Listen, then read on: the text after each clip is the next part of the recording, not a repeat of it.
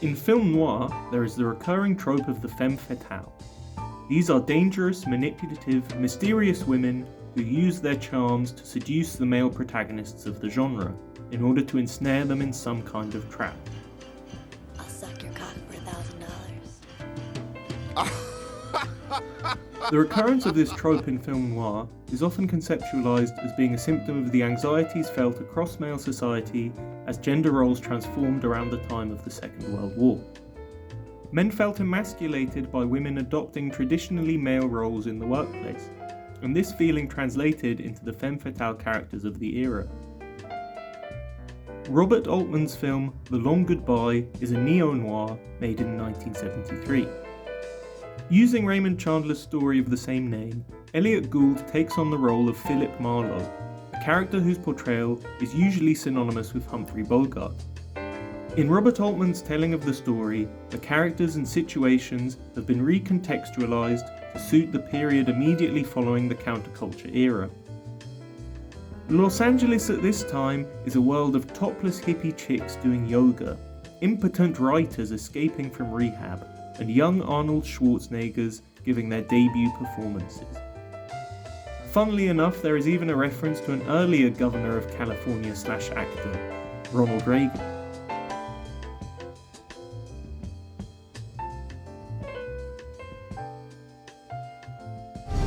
Hasta la vista, baby. I'll be right back. This era, like the end of the Second World War, would similarly witness male anxieties emerge in response to the changing gender roles and expectations of women that followed the feminism of the 1960s. Yes, I don't like hearing it and find it difficult to say. More so than The Big Lebowski, The Long Goodbye directly situates itself in the legacy of old Hollywood, which is constantly referenced in the film. Elliot Gould's Marlowe drives a car that evokes the glamorous era of film noir, and he does an Al Jolson impression when he gets ink on his face during a police interrogation. There is a character who always does a different impression of an actor from classic Hollywood whenever we see him. In the shot that introduces the main character, there is a plaque of some kind that depicts old Hollywood.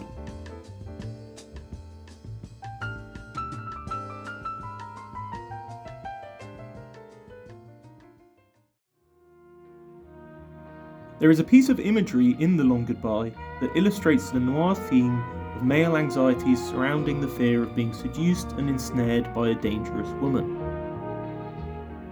That imagery, which couldn't possibly have been written into the script, involves two dogs having sex on the streets of a small Mexican town.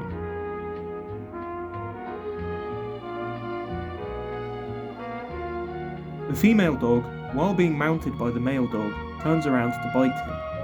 This moment encapsulates everything that the femme fatale represents. However, the similarity is not instantly recognisable because the captivating glamour and mystery of the Hollywood star is abandoned, leaving only the essence of what the femme fatale archetype embodies in film noir. The female dog turning around to bite the male dog that is mounting her portrays the femme fatale trope in its most raw form.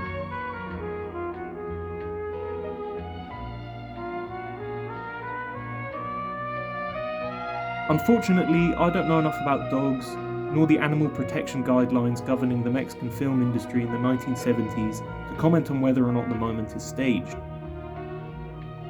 However, I'm quite certain that the moment was included intentionally to reference the femme fatale trope commonly found in film noir. Yeah, well, that's just like, your opinion, man. What's the matter with him? I think he's stoned again.